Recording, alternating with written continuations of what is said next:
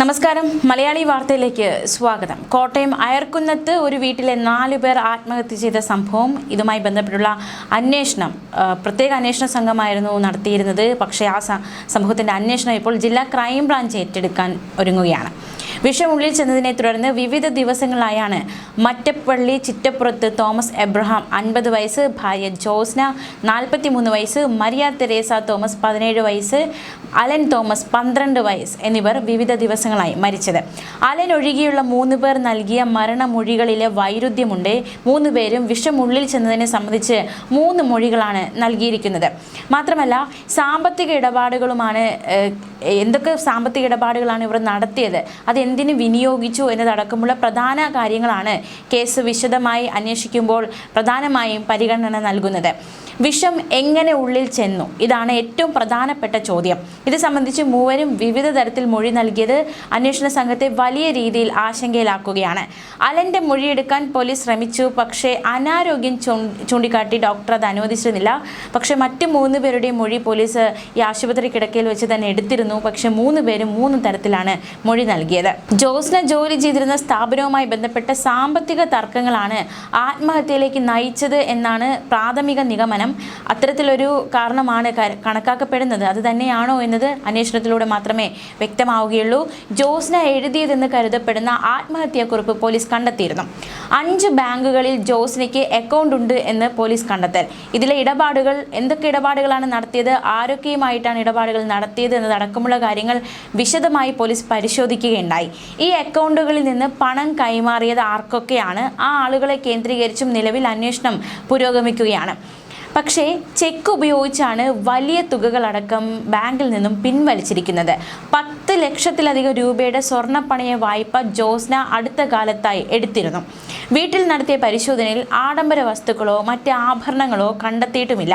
അപ്പോൾ ഈ 10 ലക്ഷം എന്തിനാണ് ജോസ്ന അതും ചെക്ക് വഴി പിൻവലിച്ചത്, എന്താവശ്യത്തിനായിരുന്നു ഇത് ഉപയോഗിച്ചത് എന്നതടക്കമുള്ള ചോദ്യം നിലവിൽ ഉയരുന്നുണ്ട്. എന്തായാലും പോലീസ് അന്വേഷിക്കുന്നുണ്ട് അതിനുള്ള ഉത്തരം. ചിട്ടിയുടെ പേരിൽ പലരിൽ നിന്നായി ലക്ഷക്കണക്കിന് രൂപ ജോസ്ന വാങ്ങിയെന്ന ആരോപണമുണ്ട്. പക്ഷേ ഈ പണം ചെലവഴിച്ചത് എങ്ങനെ, അതിലും ഇതുവരെയും ഒരു വ്യക്തത വന്നിട്ടില്ല. വിശദമായ അന്വേഷണത്തിലേക്ക് ക്രൈംബ്രാഞ്ച് കടക്കുമ്പോൾ എന്തിനായിരുന്നു ഇത്രയും പണം പിൻവലിച്ചത്, എന്തിനു വേണ്ടിയിട്ടായിരുന്നു ഈ പണം പിൻവലിച്ചത്, മറ്റെന്തെങ്കിലും ഈ കുടുംബത്തെ അലട്ടിയിരുന്നോ, കൂട്ടത്തോടെ ആത്മഹത്യ ചെയ്യണമെങ്കിൽ മറ്റെന്തെങ്കിലും വിഷയം ഇവർ അലട്ടിയിരുന്നോ എന്നതടക്കമുള്ള ചോദ്യങ്ങൾ ഒരു വശത്ത് ഉയരുന്നുണ്ട്. എന്തായാലും പോലീസ് അന്വേഷണം പുരോഗമിക്കുകയാണ്. അതിനുശേഷം പോലീസ് തന്നെ വ്യക്തമായ ഒരു വ്യക്തത ഇക്കാര്യത്തിൽ നൽകും. അതേസമയം കഴിഞ്ഞ ദിവസം ഇവരുടെ സംസ്കാര ചടങ്ങുകൾ നടന്നിരുന്നു. ഒരു നാടൊന്നടങ്കം വിങ്ങിപ്പൊട്ടുന്ന കാഴ്ചയാണ് കഴിഞ്ഞ ദിവസം സംസ്കാര ചടങ്ങിനിടെ കണ്ടത്. മരിയയുടെയും അലൻ്റെയും സുഹൃത്തുക്കൾ അടക്കമുള്ളവർ അവസാനം ഒരു നോക്ക് അവരെ കാണാനെത്തിയതും വളരെ നോവായി മാറിയിരിക്കുകയാണ്. അവരോടൊന്നും പറയാതെ ജീവിതത്തിലെ കഠിന തീരുമാനമെടുത്ത തോമസിൻ്റെ ജോസ്നയുടെ ഓർമ്മയിൽ ബന്ധുക്കളും നാട്ടുകാരും ഒക്കെ ഒന്നടങ്കം നീറിപ്പുകയുകയായിരുന്നു. ചേപ്പുംപാറ മർത്താമറിയം പള്ളിയിലെ കല്ലറയിലാണ് അന്ത്യവിശ്രമം 4 പേർക്കും ഒരുക്കിയത്. പള്ളിയിലെ ശുശ്രൂഷകൾക്ക് ശേഷം 4 മൃതദേഹങ്ങളും വൈകിട്ട് 4:10 സെമിത്തേരിയിൽ എത്തിക്കുകയും ചെയ്തു. 100 കണക്കിന് ആളുകളാണ് അന്ത്യാഞ്ജലി അർപ്പിക്കാനായി ഈ പള്ളിയിലേക്ക് ഒഴുകിയെത്തിയത്.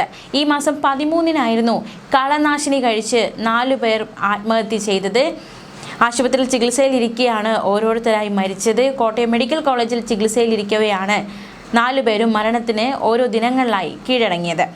മെഡിക്കൽ കോളേജിലെ പോസ്റ്റ്മോർട്ടത്തിന് ശേഷം മോർച്ചറിയിൽ സൂക്ഷിച്ചിരിക്കുകയായിരുന്നു മൃതദേഹങ്ങൾ. ഇന്നലെ രാവിലെ 11 മണിക്കാണ് മറ്റപ്പള്ളിയിൽ എത്തിച്ചത് സംസ്കാര ശുശ്രൂഷകൾക്കായി. മറ്റപ്പള്ളി ചിറപ്പുറത്ത് വീടിന് മുൻപിൽ 4 ആംബുലൻസുകളിലായിട്ടാണ് 4 പേരുടെ മൃതദേഹങ്ങൾ എത്തിച്ചത്. അക്ഷരാർത്ഥത്തിൽ 4 ആംബുലൻസുകൾ ആ വീടിന് മുന്നിൽ വന്ന് നിൽക്കുമ്പോൾ നെഞ്ചൊന്ന് പിടഞ്ഞു ഉറ്റവരുടെയും ഉടയവരുടെയും പരിചയക്കാരുടെയും ഒക്കെ. ഈ മൃതദേഹങ്ങൾ വീട്ടിൽ പ്രവേശിപ്പിച്ചില്ല, മറിച്ച് മുൻപിൽ കുറച്ചുനേരം നിർത്തിയതിനു ശേഷം പൊതുദർശനത്തിനായി ചേപ്പുംപാറ മർത്തമറിയം പള്ളി ഓഡിറ്റോറിയത്തിൽ എത്തിക്കുകയായിരുന്നു.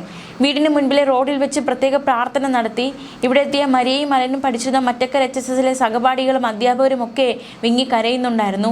Chandy Oommen MLA, rubber board chairman N. Hari, മുൻ MP Thomas Chazhikadan, block panchayat president JG Palakkalody, panchayat പ്രസിഡന്റുമാരായ AS വിനോദ്, സുനിൽ തോമസ്, ഗീത രാധാകൃഷ്ണൻ തുടങ്ങിയവർ അന്ത്യോപചാരം അർപ്പിക്കാൻ നിരവധി രാഷ്ട്രീയ പ്രവർത്തകർ എത്തി. Chandy Oommen MLA, rubber board chairman N. Hari, മുൻ MP Thomas Chazhikadan, block panchayat president JG Palakkalody, panchayat പ്രസിഡന്റുമാരായ ES വിനോദ്, സുനിൽ തോമസ്, ഗീത രാധാകൃഷ്ണൻ തുടങ്ങിയവർ അന്ത്യോപചാരം അർപ്പിച്ചു. ഇതിൽ കേസ് ഇപ്പോൾ നിലവിൽ ക്രൈംബ്രാഞ്ച് ഏറ്റെടുത്തിരിക്കുകയാണ്. BJPയും കോൺഗ്രസും ഒക്കെ ഈ ഒരു വിഷയത്തിൽ ചില ദുരൂഹതകൾ ആരോപിച്ച് രംഗത്ത് വന്നിരുന്നു. അവർ തന്നെ ആവശ്യപ്പെട്ടിരുന്നു ഈ കേസ് പ്രത്യേക അന്വേഷണ സംഘത്തെയോ ക്രൈംബ്രാഞ്ചിനെയോ ഏൽപ്പിക്കണമെന്ന് UDF നിയോജക മണ്ഡലം കമ്മിറ്റി ആവശ്യപ്പെട്ടിരുന്നു. ജോസിന് താൽക്കാലിക ജോലി ചെയ്തിരുന്ന സ്ഥാപനം സംശയത്തിന്റെ നിഴലിലായിരുന്നു. ഇത് സംശുദ്ധമായ അന്വേഷണത്തിലൂടെ പുറത്തു കൊണ്ടുവരേണ്ടതായിട്ടുണ്ടായിരുന്നു.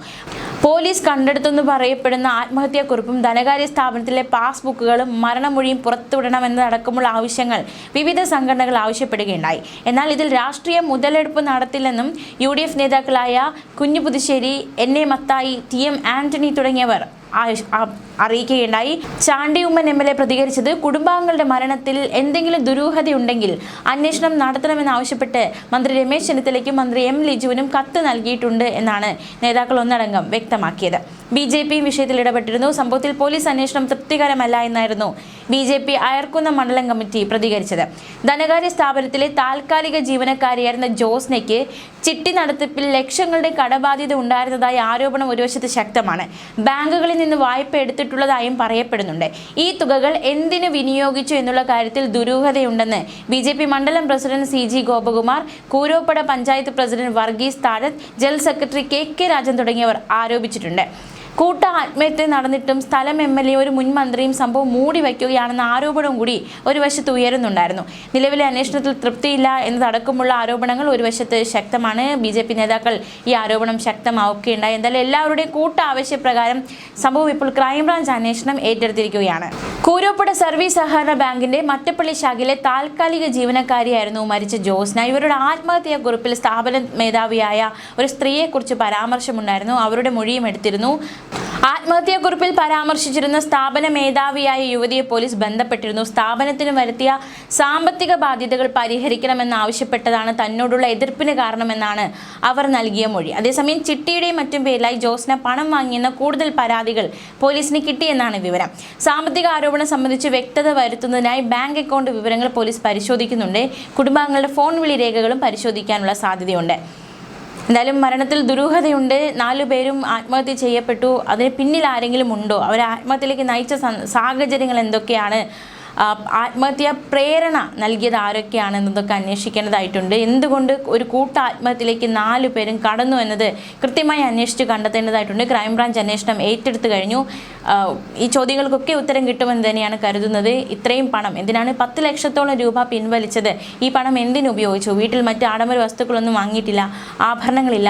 അപ്പോൾ എന്തിനായിരുന്നു പണം പിൻവലിച്ചത്? എന്തിൻ്റെ ആവശ്യത്തിനായിരുന്നു എന്നതും ആ ഒരു കാര്യവും ഈ മരണത്തിന് പിന്നിൽ ഉണ്ടോ, എന്തെങ്കിലും ഘടകമായിട്ടുണ്ടോ എന്നതടക്കമുള്ള കാര്യങ്ങളൊക്കെ വിശദമായി അന്വേഷിക്കേണ്ടതായിട്ടുണ്ട്. എന്തായാലും സാമ്പത്തിക ഇടപാടുകളടക്കം പോലീസ് പരിശോധിക്കുന്നുണ്ട്. കുടുംബത്തിനേറെ സാമ്പത്തിക ഇടപാടുകൾ ഉണ്ട് എന്നാണ് പോലീസിൻ്റെ കണ്ടെത്തൽ. സംഭവ ദിവസം കുടുംബം അസ്വസ്ഥരായിരുന്നുവെന്ന് നാട്ടുകാരും മൊഴി നൽകിയിട്ടുണ്ട്. എന്തായാലും 4 പേർ എന്തിന് ആത്മഹത്യ ചെയ്തു എന്ന ചോദ്യത്തിന് ഉത്തരം കണ്ടെത്താനുള്ള നീക്കത്തിലാണ് ക്രൈംബ്രാഞ്ച്. ന്യൂസ് ഡെസ്ക് മലയാളി വാർത്ത.